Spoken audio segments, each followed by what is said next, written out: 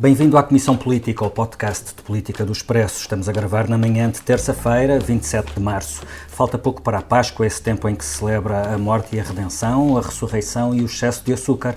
E calha bem porque é disso que vamos falar no podcast de hoje. Não de Páscoa, para isso precisaríamos da Rosa Pedroso Lima, ela hoje não está cá, mas de morte e redenção, de ressurreição e de coisas doces. Na última semana subiu para 115 o número de vítimas mortais dos fogos do ano passado. 115 mortos, quase todos em duas datas que hoje equivalem a dias do horror e da vergonha, 17 de junho e 15 de outubro.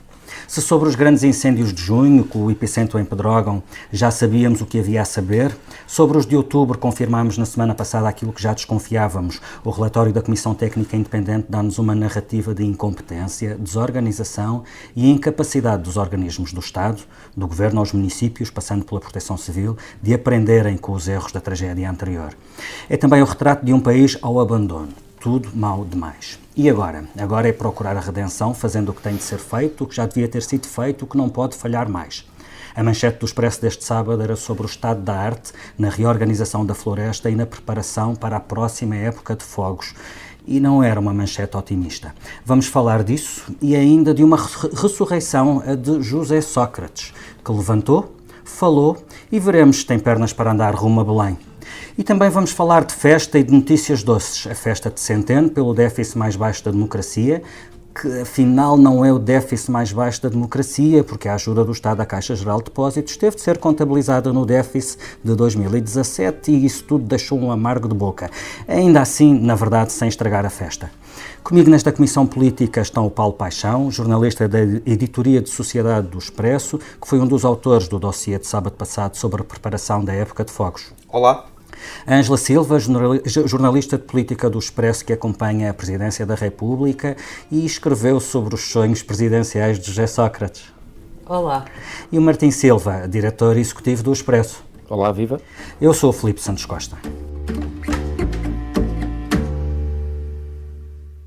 Eu não sou técnico, portanto limito-me humildemente a ler o que está escrito e procurar interpretar e adaptarmos as políticas necessárias. Foi assim que fizemos com o primeiro relatório, já temos cerca de 3/4 das medidas que foram recomendadas em execução. Vamos prosseguir a execução, tendo em conta os recursos existentes e o calendário adequado para tomar cada uma das medidas. Era António Costa durante a mega ação mediática de sábado passado que levou os ministros, o primeiro-ministro e o presidente da República para as florestas para ver limpar as matas. Costa tinha dito mais ou menos a mesma coisa ao Expresso que saiu nesse dia e o mais ou menos aqui faz diferença.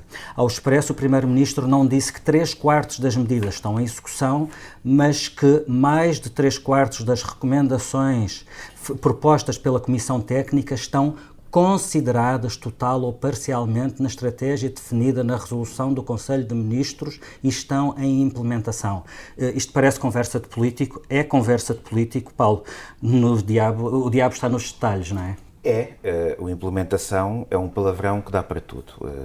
O que o Primeiro-Ministro disse ao Expresso é que o Governo verteu na sua recomendação em que dá início à reforma das políticas de prevenção e de combate dos fogos, um número significativo, 3/4 das recomendações da Comissão Técnica Independente. Isso não significa que 3/4 dessas recomendações vão estar no terreno a funcionar nesta época de fogos, nem nada perto disso? Nem nada perto disso, porque a dimensão da tragédia dos fogos do ano passado incutiu, se calhar, na generalidade das pessoas, a ideia de que era desejável mudar radicalmente o panorama. E essa mudança radical do panorama não acontecerá.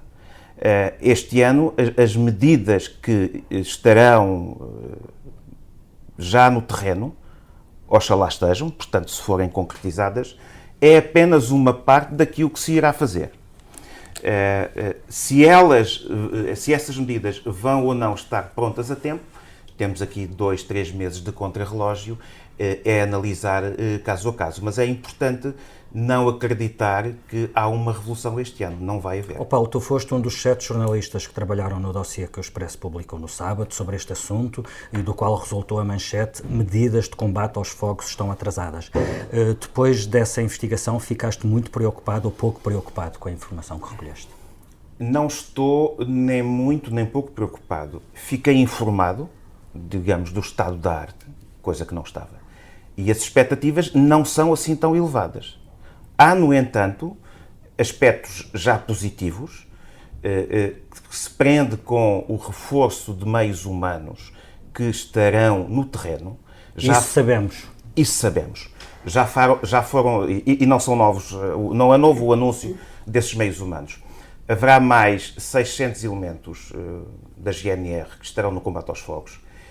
São aqueles grupos de intervenção rápida, é isso? Sim, estamos a falar? 500 deles são a sigla é GIPS, Grupo de Intervenção, Prevenção e Socorro, e mais 100 num serviço mais fiscalizador, que é o SEPNA, o Serviço de Proteção da Floresta, do Ambiente e da Natureza.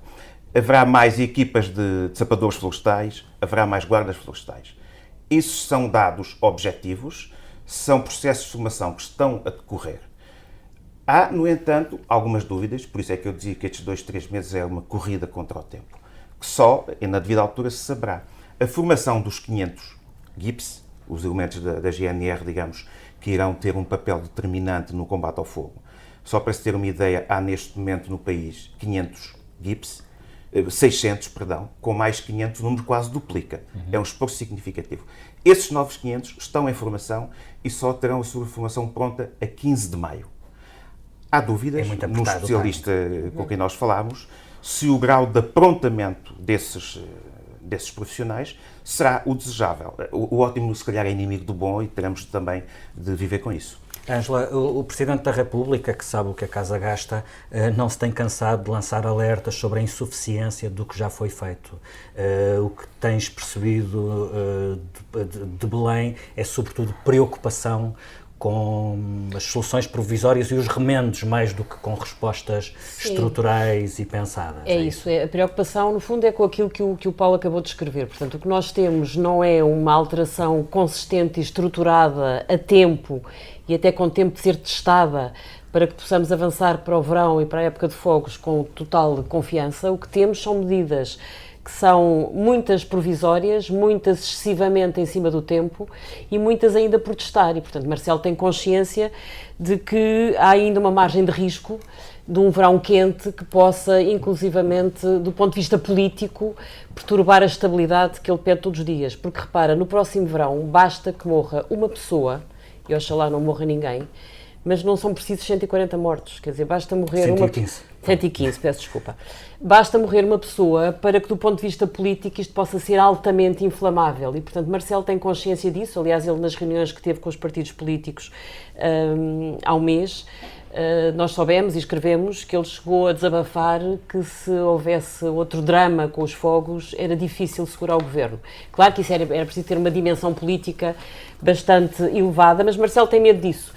E também... Isso quer dizer que qualquer coisa, nem precisa de ser da dimensão do que aconteceu no ano passado, mas qualquer coisa que se possa classificar como uma tragédia já seria razão suficiente para a dissolução do Parlamento? Quer dizer, não sei se ele irá tão longe, mas quando ele confessou e desabafou que era difícil segurar o governo se repetisse uma tragédia com fogos, é evidente que o fator mortes aqui vai ser o fator decisivo. E, portanto, Marcelo está muito preocupado por isso, está preocupado porque pediu desde muito tempo que fossem rápidos e realmente a rapidez voltou a falhar, porque, repara, mesmo que fosse verdade que 2/3 das medidas, das recomendações já estivessem em via de aplicação, eu tenho a sensação de que o terço que falta é um terço quase decisivo, porque a reestruturação da proteção civil parece-me que é decisiva e isso está por fazer. Portanto, aliás, ainda não temos cá fora a nova lei de base, ou lá como é que se vai chamar, da proteção civil, não temos a garantia de que as pessoas que falta nomear não vão voltar a ser bois que não percebam nada do assunto, esperemos que esse erro não volte a ser cometido, mas sabemos que quando trata a colocação de bois, muitas vezes os governos e os líderes partidários entram em desvario e, portanto, quer dizer, há uma série de garantias que não estão dadas. O terço que falta é um terço que pesa muito. O Paulo percebe mais disso do que eu, mas presumo que saber o que é que vai acontecer na proteção civil é decisivo, não é? O terço que falta é um quarto, mas o quarto que falta pode ser muito importante, não é, Paulo? É decisivo para o curto prazo, embora está já assumido pelo Governo, e essa parece-me uma prudência muito sensata. Uma das possibilidades que será aberta pela lei orgânica da Autoridade Nacional de Proteção Civil é a nomeação, portanto, é o provimento dos lugares de comando através de concurso público. Portanto, acabarmos com a mudança dos lugares-chave na proteção civil de cada vez que muda um governo ou que muda um ministro e quer pôr lá os seus bois. Mas às vezes nem é preciso mudar o governo, basta mudar o titular da pasta. Mesmo que a lei seja aprovada dentro do previsto, o governo definira inicialmente o primeiro trimestre deste ano, a nuance já dada pelo Ministro da Administração Interna é que estará pronta a revisão da lei e depois entrará no processo legislativo, portanto, estas coisas deslizam sempre umas semanas ou meses. O Governo já assumiu que não haverá concursos públicos não serão abertos para a nomeação, portanto, para a escolha dos comandantes operacionais, porque isso iria cair na época de fogos. Permitam-me que entre na discussão, eu acompanho muito o que a Ângela disse. O problema aqui, a percepção que eu tenho, e que eu presumo que a maioria das pessoas terá, é que o Governo está a fazer mais do que aquilo que normalmente é feito na preparação de uma época de incêndios, mais do que noutros anos. Depois do ano passado não é possível. O problema é exatamente esse, é que, ou seja, a percepção que eu tenho é que este Governo está a fazer mais coisas, mais medidas em mais áreas, a ir mais longe do que normalmente se vai. O problema aqui é o normalmente, é que nós tivemos o pior ano de sempre nesta matéria e, portanto, uma reação que seja um bocadinho mais do que o normal é uma reação bastante aquém daquilo que devia ter sido.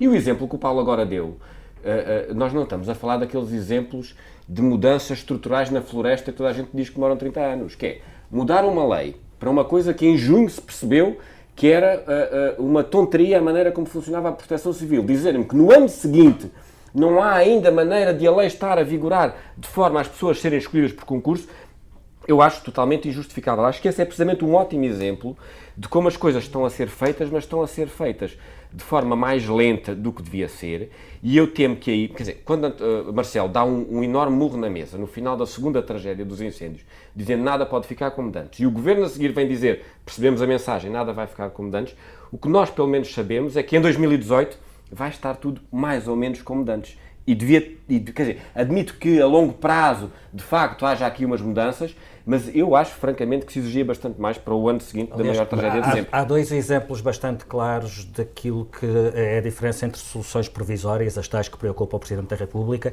e respostas estruturais. Uma, obviamente, é a arquitetura da proteção civil. Sabemos, desde o incêndio de Pedrógão, que a proteção civil falhou em toda a linha. A outra é o sistema de comunicações. Tanto o desenho da proteção civil como no Ciresp, estamos a trabalhar com opções tomadas há 20 anos por António Costa, quando ele é Ministro da Administração Interna, e nem num caso nem noutro temos qualquer indício, ou pelo contrário, temos a certeza que num e noutro caso continuaremos a trabalhar com a mesma máquina do ano passado. É isso, Ângela?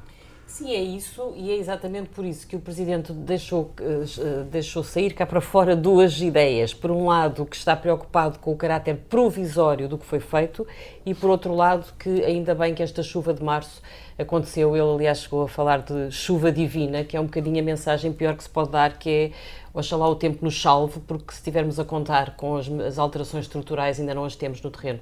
Portanto, tens a questão das comunicações, tens a questão da proteção civil, tens outra questão que para o Presidente da República é muito importante, que era contar de uma forma estruturada com a Força Aérea para ajudar na utilização de aviões que pudessem combater os fogos. O problema dos meios aéreos também não está resolvido. O problema dos meios aéreos não está resolvido. Portanto, os concursos para privados parece que está tudo empancado, ainda ninguém percebeu bem porquê. Temos assistido a sucessivas notícias nos jornais há meses e isso não avançou. E, por outro lado, a Força Aérea, que podia ser posta ao serviço disto, e o Presidente da República, que é o Comandante Supremo das Forças Armadas, queria que a Força Aérea entrasse nisto à séria. Mas parece que a Força Aérea, como não tem meios, porque há cativações e porque se calhar somos muito bons a cumprir o déficit, mas depois falta dinheiro para coisas essenciais, e portanto a Força Aérea diz que sem meios não pode fazer milagres, e portanto também aí as coisas estão paralisadas. E continuamos, Paulo, a ter, como todos os anos, os bombeiros antes da época de fogos a dizer não contem connosco para isto ou para aquilo, se não for cumprida esta reivindicação, aquela e aquela outra. Também isso não muda. Não muda, mas as circunstâncias mudaram. Mudaram em 2 pontos. Um é que este é o primeiro ano depois da maior tragédia de sempre. E a mesma coisa que seja dito em 2018, à semelhança do que foi dito nos anos anteriores, tem necessariamente um outro peso. Qual é a outra circunstância que muda? É daquilo que já se sabe que é o sentido escolhido para a reforma dos dispositivos de combate a incêndios, há, se quisermos, uma subalternização dos bombeiros voluntários, dentro, digamos, das dinâmicas operacionais, em contraponto com o peso que foi ganho pelas componentes profissionais desse dispositivo, que serão assegurados em parte pela GNR. Portanto, esta ameaça dos bombeiros tem este contexto muito direto. Mas tem um contexto corporativo, como teve sempre todos os anos, desde que nos lembramos. Sim, isso não é mau em si. Agora, mas mais do que isso, as regras do jogo mudaram nesse aspecto. E quem vai mandar, quem vai pesar mais no combate aos incêndios são as estruturas profissionais, a Força Especial de Bombeiros. Eu queria só dizer uma coisa sobre a questão da prevenção e combate, que não pode ser um monopólio desta questão, sendo decisões desta questão da floresta, sendo questões estruturais que demoram anos. Eu diria que a prevenção e o combate é o mais fácil, porque não podemos correr o risco disto ser um fim em si mesmo. Mais prevenção, mais combate, para no ano seguinte, melhor prevenção e combate mais fácil. Como é que a floresta se torna sustentável por si só? E aí entramos nas questões do desordenamento do território, que tem décadas, meio século de abandono do interior, e sobre isso não há, neste momento, ainda nada que sinalize o que possa ser uma inversão de uma trajetória que levou o país a este estado. Deixa-me só dizer, sobre o interior, deixa-me só dizer uma coisa em sentido contrário, e eu vou ser trucidado pelo que eu estou a dizer. Nós queixamos muito e muito bem o interior despovoado. Isso, o problema aí não é de Portugal. O interior desertificado é um movimento global e à escala mundial que tem 100 anos de concentração de grandes populações nas cidades. Portanto, eu acho excessivo estarmos sempre a culpar os governos de uma coisa que é a evolução da sociedade. Não é uma questão de culpar o governo, Martim, é uma questão de assumires que essa tem mesmo de passar a ser uma prioridade no topo das agendas políticas. Mas não existe, as pessoas querem vir para as cidades. É assim que funciona há 100 anos. Eu não culpo o governo pelas dinâmicas da sociedade. Agora, o governo que está de turno é sempre responsável pelo estado do país. Isso é uma constante. Não sei se é assim tanto em Portugal como noutros países da Europa. Nós temos uma particularidade, é que por via dessas dinâmicas o nosso interior arde como não arde mais nenhum interior de nenhum país. E se as políticas públicas não servirem para corrigir o desequilíbrio do território, se calhar não servem para grande coisa. E na semana em que o novo relatório, este sobre o 15 de outubro, apontou as falhas na prevenção e no combate, o Governo e o Presidente da República participaram numa enorme ação mediática que durou todo o sábado, com sapadores, bombeiros, técnicos florestais, muita bota, muita farda, muito capacete, e na maioria e na oposição houve quem não perdoasse esta manobra de diversão. Perante um relatório que o responsabiliza e muito, o Governo faz uma ação de marketing e, através dessa ação de marketing, procura um pouco desviar as atenções, pôr todas as pessoas, ou enfim, pôr o país a limpar, não vai pôr o país, vai pôr diversas pessoas, mas é, em minha opinião, misto. Por um lado tem mérito, é verdade, mas por outro lado todos estamos conscientes, não somos ingênuos, que é uma ação de marketing. O que hoje está no terreno é uma gigantesca operação de responsabilização e de propaganda que o PCP não pode deixar de denunciar, anunciando sucessivamente os mesmos milhões atrás dos mesmos milhões, encenando aqui e ali limpezas de florestas com a presença deste ou daquele governante, forçando o tom intimidatório e ameaçador perante os proprietários.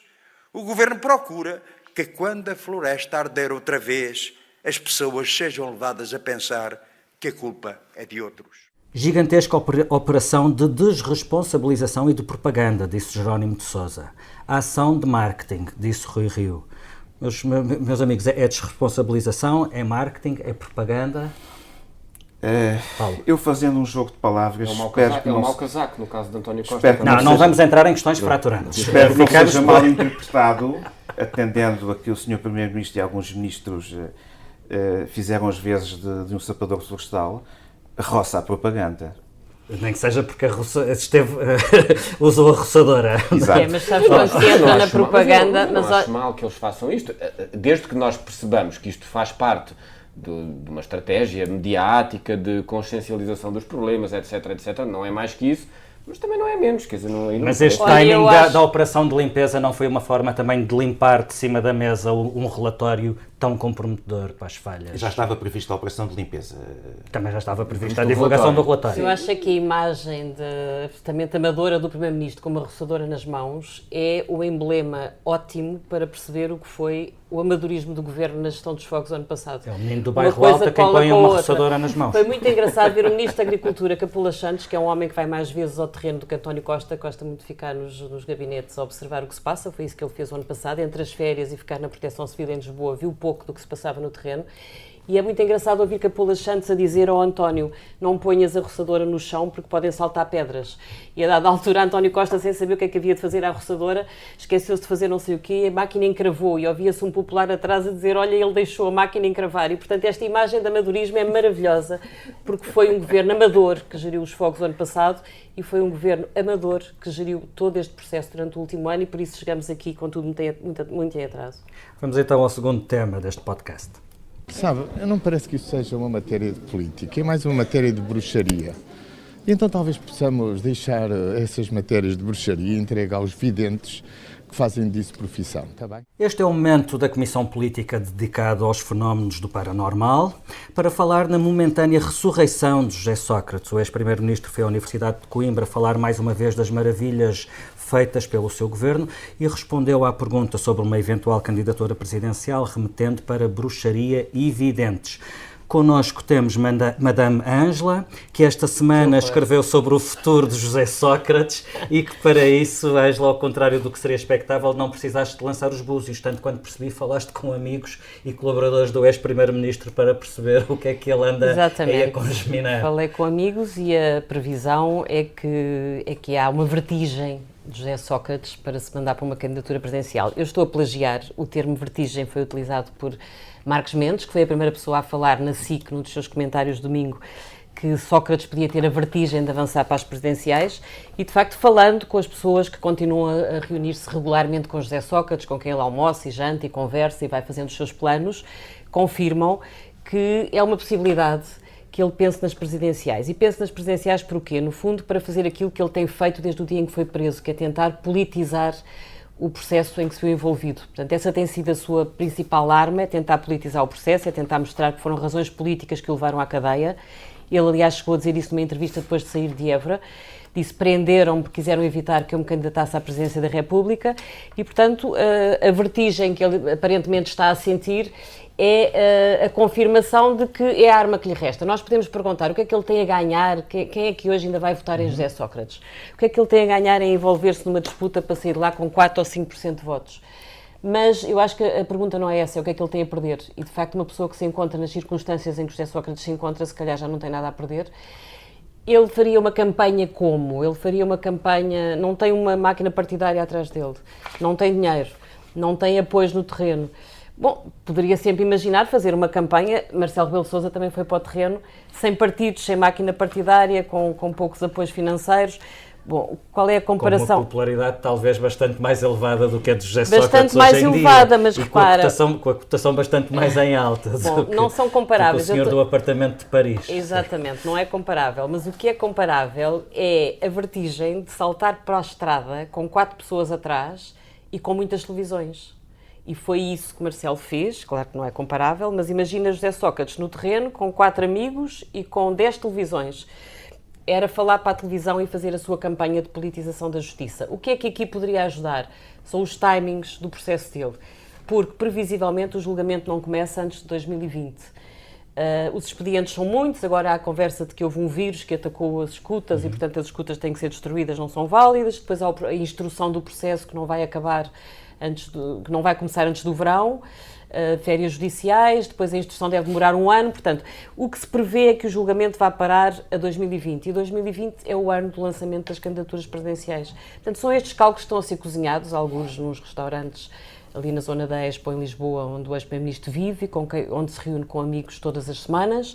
Se ele tem coragem de saltar destes sonhos para a realidade, nunca sabemos, porque, como sabemos, com José Sócrates o sonho e a realidade confundem-se com extrema facilidade. Martim, isto parece uma conversa do além. Sim, o problema do impensável e do impensável na política portuguesa é quando o impensável passa a tornar-se pensável e a dada altura até pode ser uma realidade.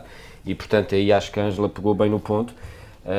Porque eu diria, em tese, que seria absolutamente impensável, mas como se percebe, não é assim tão impensável e se torna uma realidade. Eu pessoalmente não acredito, porque acho impensável e, portanto, mas a realidade poderá tirar uma razão. O caso de Lula inspira José Sócrates. É verdade. E, portanto, a popularidade de Lula eu não me atravesso. também é incomparável com a popularidade hoje em dia de José Sócrates. Eu não sei se Sócrates tem ou não dinheiro para fazer uma campanha. Sabemos que ele tem amigos com quem pode contar nos momentos difíceis. Agora, eu concordo com a Ângela numa coisa, que é o que Sócrates tenta fazer, e os amigos dele, eventualmente, e os apoiantes incentivarem, é uma tentativa de legitimação nas urnas e, de alguma forma, de procurar no povo e no voto popular uma espécie de sentença popular que contraria a sentença da justiça. Isso parece-me mais ou menos evidente. E quanto mais tarde for o julgamento, mais próximo do momento, maior vai ser a tentação. Já tivemos lançamento de candidaturas presidenciais em muitos sítios, no campo da justiça nunca tivemos, eventualmente é um sítio... Mas é curioso que alguém que há tantos anos se queixa da judicialização da política esteja a lançar um processo de politização da justiça, não é? Isso é completo. Ao mesmo tempo, há aqui um lado de vertigem meu, não dele, que eu acho isto tão impensável que de alguma forma... Confesso, tu adoravas seguir essa campanha gostava eleitoral. que acontecesse até para perceber exatamente, será que José Sócrates ainda vale 300 ou 400 mil votos, os tais 5%? E confessa que gostarias de entrevistar todas essas 300 mil pessoas para saber o que é que lhes passa pela cabeça. Acho que é um tema uma por uma. Não acho que jamais será Presidente da República, mas acho que é um tema até do ponto de vista de sociologia política e de antropologia absolutamente fascinante. Embora José Sócrates cada vez tem mais dificuldade em mobilizar pessoas. Ele começou depois de sair da cadeia a conseguir encher auditórios e encher salas e levar centenas de pessoas ao almoço, e vê-se que isso cada vez foi mais passado. Hoje em dia praticamente deixou de acontecer. Na semana passada teve um auditório cheio, mas alguns dos alunos que lá estavam diziam que lá foram para se rir. O que não é exatamente a audiência mais propícia para quem quer... Mas é bom, o riso também faz. Sim, Sócrates está claramente a perder terreno, embora há uma coisa curiosa, ele ainda tem no partido alguns apoios, são coisas muito localizadas, mas repara, a eleição para a Distrital do Porto, do PS, o candidato que ganhou é um dos seus principais apoiantes, Renato Sampaio, que se candidatou contra um outro candidato que teve a apoiá-lo, Santos Silva, atual Ministro dos Negócios Estrangeiros e alto dirigente do Partido Socialista, liderado por António Costa. Portanto, o homem de Sócrates ganhou o homem de Costa. Filipe. Claro que isto é uma coisa muito localizada no PS Porto, mas é exatamente gente do PS Porto, do PS Algarve, que têm vindo a Lisboa a almoçar e jantar com Sócrates ao lado da sua casa. Portanto, quer dizer, há aqui alguma gente do PS, eu acho que é pouco, acho que tudo isto é muito pouquinho, é tudo muito reduzido.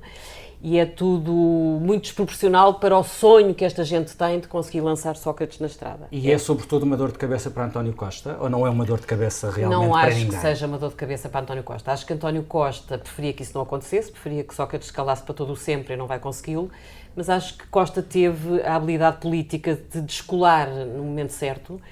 E nas presidenciais, se Sócrates avançasse, ele só tinha provavelmente que arranjar um candidato para apoiar, ou seja, a hipótese que alguns defendem no PS, que é voltarem a não apoiar ninguém, estaria claramente diminuída. Portanto, ele aí ou apoiava Marcelo Rebelo de Sousa, ou tinha que arranjar outro candidato, ou seja, tinha que se marcar claramente Sócrates. Mas acho que as presidenciais não vão ser um grande problema para António Costa, sobretudo porque tudo indica que ele vai ganhar as legislativas. E vamos então a outra boa notícia desta semana para António Costa. Portugal passa a fazer, assim, parte do grupo de países que construíram o espaço orçamental suficiente para utilizar todos os instrumentos disponíveis, quase seja necessário. Este é também o momento de dirigir os recursos, sempre limitados, para a criação de um país mais coeso e mais seguro. O orçamento de 2017 ditava um déficit de 1,7%, afinal foi metade disso, 0,9%, mas afinal, por causa dos milhões injetados na Caixa Geral de Depósitos, o déficit mais baixo da democracia saltou por efeito contabilístico para 3%. Martim, isto são boas notícias ou más notícias? Bom, a resposta é delicada desse ponto de vista, porque eu acho que há manifestas boas notícias, mas também há más notícias. O déficit que vai ficar, o déficit que fica, quando nós olhamos para a história, qual foi o déficit em 95, em 96, em 97, não é o 0,9%, e portanto é um déficit perto dos 3%. E portanto isso é uma má notícia. A boa notícia é que, do ponto de vista, se quisermos, estrutural e de consolidação das contas públicas, o que se percebe é que esta notícia não é verdadeiramente má porque a consolidação está a ser feita. Isto é, permite que uma notícia de última hora má, no caso, Bruxelas não aceitar que a injeção de capital na Caixa não pode para o déficit, não é uma notícia dramática, como poderia ser noutros anos, na medida em que, mesmo assim, ficas abaixo dos 3%, não há reabertura do procedimento por déficit excessivo, etc. Ou seja, a consolidação das contas públicas é boa precisamente porque permite que as más notícias não sejam dramáticas. Isto é um ótimo exemplo, que é, se não houvesse o 0,9, nós voltávamos à estafada cantiga de Bruxelas ameaçar abrir processo, etc. E, portanto, isso é manifestamente bom, embora seja uma notícia má, e, do meu ponto de vista, há algo que os grandes especialistas em economia explicarão, eu não consigo explicar, é como é que andámos um ano com o Governo a dizer que tinha mais ou menos garantido que isto não ia contar para o déficit, porque já tinham conversado com Bruxelas, etc. Ou seja, eu acho que deveria haver um mecanismo, e alguém me explique porque é que não há, absolutamente blindado, de quando tu avanças para um determinado tipo de negócio, saber se vai contar ou não. E não estarmos... Mas contou sempre? Porque é que não havia de contar agora? Eu acho que já contou com o Banif. No caso do Banif, Mário Centeno aqui dá-me a impressão que contou com o seu papel de presidente do Eurogrupo para ter um poder nas instâncias europeias que objetivamente não tem. Ou seja, ele ontem, por acaso essa parte foi engraçada, voltar a vê-lo vestir o fato de Ministro das Finanças português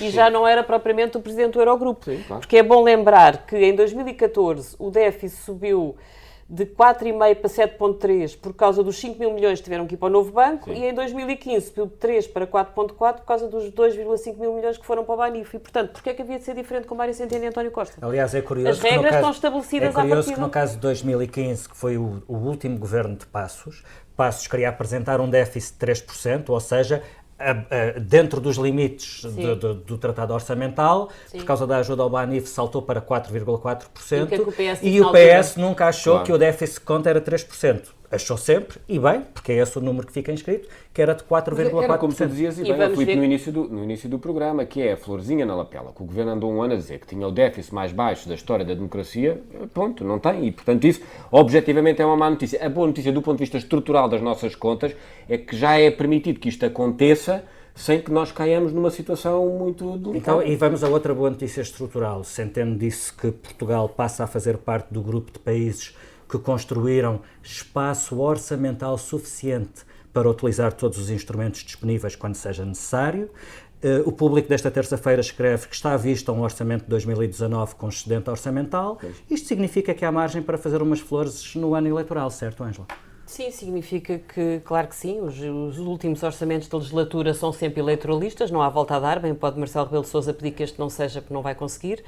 E depois António Costa quer manter a geringonça viva até ao fim e, portanto, vai precisar de dar alguns bónus aos seus parceiros de esquerda, mas, sobretudo, vai precisar de dar alguns bónus a si próprio para tentar a maioria absoluta. Portanto, é evidente que esta almofada vai ser usada e deixa-me só dizer uma coisa, eu acho delicioso ver um governo de esquerda, e foi um Presidente da República de esquerda que disse, Jorge Sampaio, há uns anos, que havia vida para além do déficit. Eu acho maravilhoso ver um governo de esquerda tão fascinado em conseguir apresentar um déficit zero, que por acaso é o objetivo de Rui Rio, que é o líder do PSD, portanto são almas gêmeas.